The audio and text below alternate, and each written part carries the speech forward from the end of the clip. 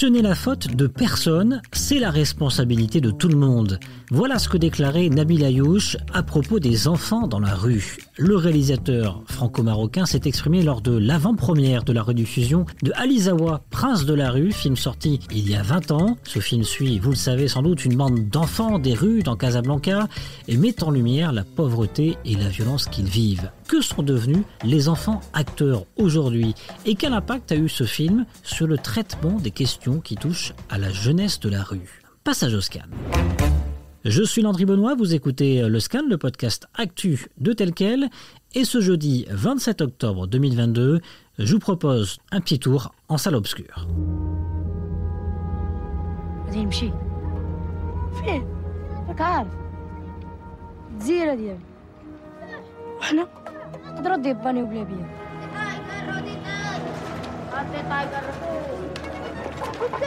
يكون في الجزيره ديالي نتفكرك بالليل ملي تكون مسرحه عليك النجوم وحتى انا كنشوف فيك بحال دوك الباطيمه التوميات.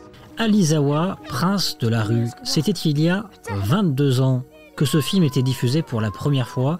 22 ans plus tard, il revient en salle. Mais quel impact a eu ce film sur le traitement de la question sociale de nos enfants dans la rue? Le cinéma peut-il aider la société? C'est ce que nous allons voir dans cet épisode du Scan avec une interview par ma consoeur Mathilda Perroni de Nabil Ayouch. Mais d'abord, ma consoeur Mathilda est avec moi. Bonjour Mathilda. Bonjour Landry. Journaliste de la rédaction de Tel Quel, vous étiez ce mardi 25 octobre à l'avant-première de la rediffusion du film Ali Zawa.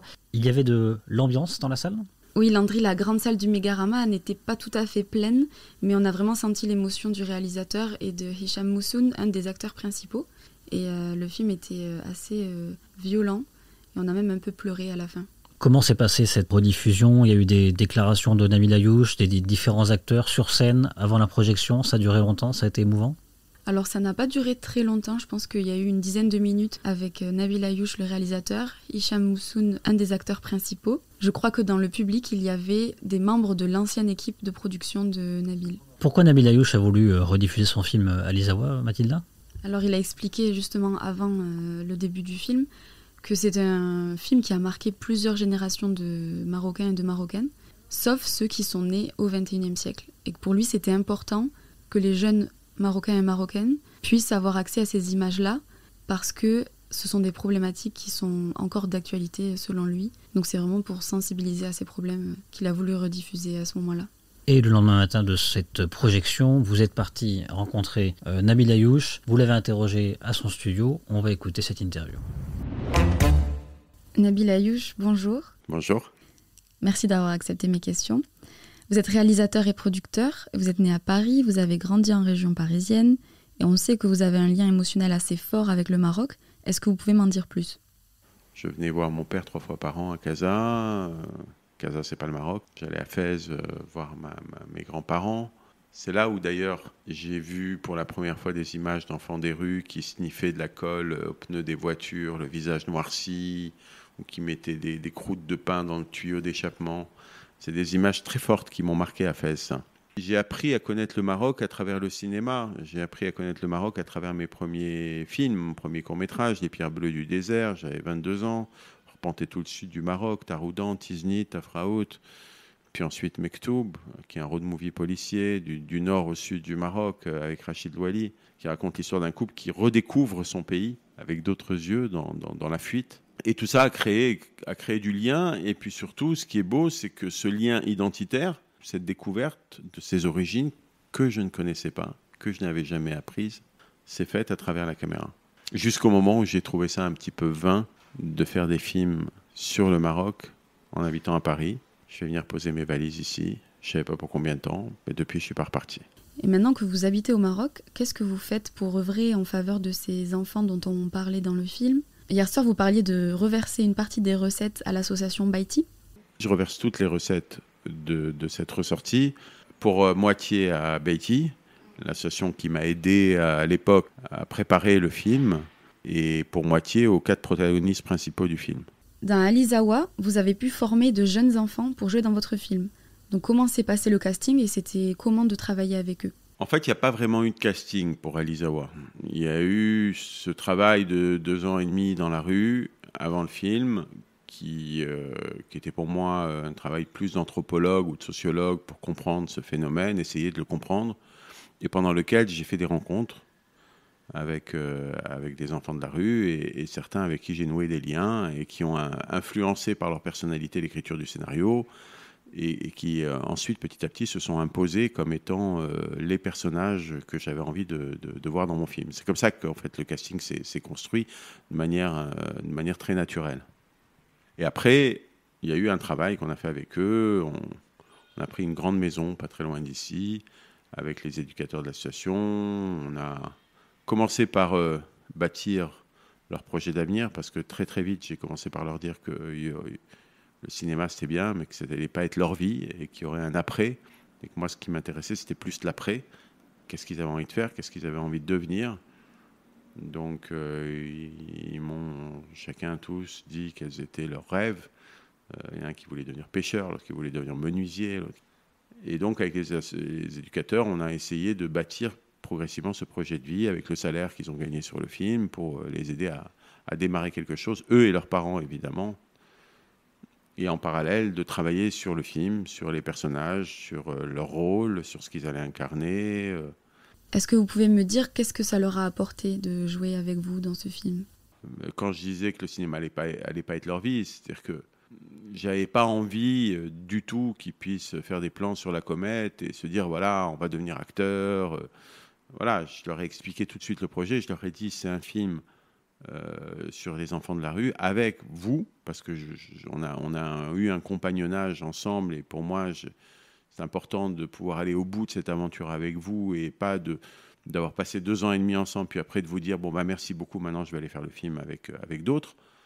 Mais pour autant j'avais envie aussi d'être très clair avec eux et de leur dire attention, c'est pas ça la vraie vie, ça c'est juste du cinéma. Ces enfants-là ont grandi, est-ce que vous êtes toujours en contact ? On a gardé, avec Hicham, on a gardé un contact pendant très longtemps parce qu'il a joué dans mon film suivant, Une minute de soleil en moins.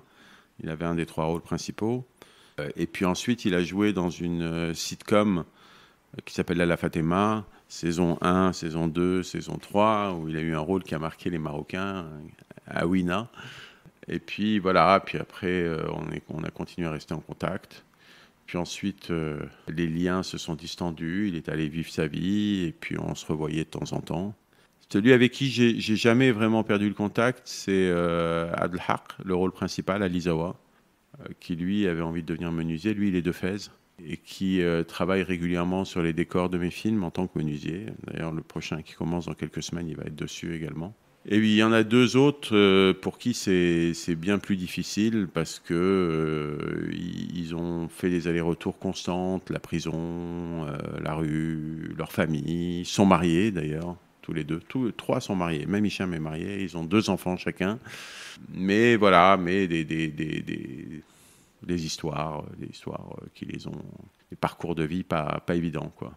Et je reste en contact quand même beaucoup avec Mustapha, qui joue le rôle de Omar, qui a le t-shirt rouge dans le film.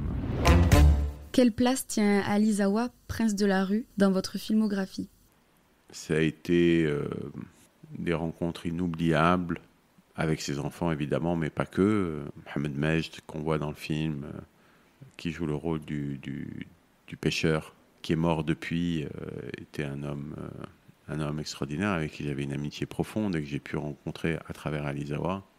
Ça a été la découverte d'un Casa aussi, d'un Casa des bas-fonds, d'un Casa un peu alternatif que je ne connaissais pas non plus, et je pense que ça a participé pour beaucoup dans mon envie de m'installer au Maroc, à Casablanca, et dans l'amour que je porte à cette ville, la passion même que j'ai pour cette ville.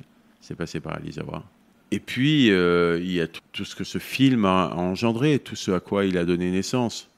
Parce que, en tant que réalisateur, vous savez, souvent les gens veulent nous mettre plus de responsabilités qu'il n'en faut sur les épaules en nous disant « Ah, vous avez fait un film, et maintenant, alors, le sujet que vous avez traité, est-ce que ça a tout changé ou vos personnages dans le film, qu'est-ce qu'ils sont devenus, est-ce que ça a changé leur vie ?» Et moi, j'ai envie de dire, je ne suis que réalisateur et ne l'oubliez pas, mon seul devoir, c'est de faire des films et de faire des films sincères. Après, c'est à d'autres de s'en emparer et de faire le boulot. Les autorités locales, le tissu associatif, les citoyens, les artistes, enfin tout le monde. Et vous tournez un autre film actuellement, c'est ça ? Oui, je tourne dans 6 semaines, oui. Vous pouvez m'en parler ? Je peux, mais je veux pas. Alors, on vous verra au Festival international du film à Marrakech ? On me verra au Festival de Marrakech avec une casquette de producteur, oui, du prochain film de Mariam Touzani, ma femme, qui s'appelle Le Bleu du Caftan et qui sera en compétition au Festival de Marrakech. Merci beaucoup Nabil. Au revoir. Au revoir. Et vous, allez-vous retourner en salle obscure ? Allez voir Alizawa, Prince de la rue en version remasterisée. Pensez-vous que le cinéma peut aider la société ? Dites-le nous en partageant cet épisode du Scan sur vos réseaux sociaux avec le hashtag tel quel et le hashtag le Scan. Le Scan, le podcast d'actualité, c'est fini pour aujourd'hui. Réalisation Adam Al-Arshawi. N'hésitez pas à vous abonner sur le site telquel.ma et à nous retrouver chaque jour du lundi au vendredi sur toutes les applications de plateformes de podcast et de streaming.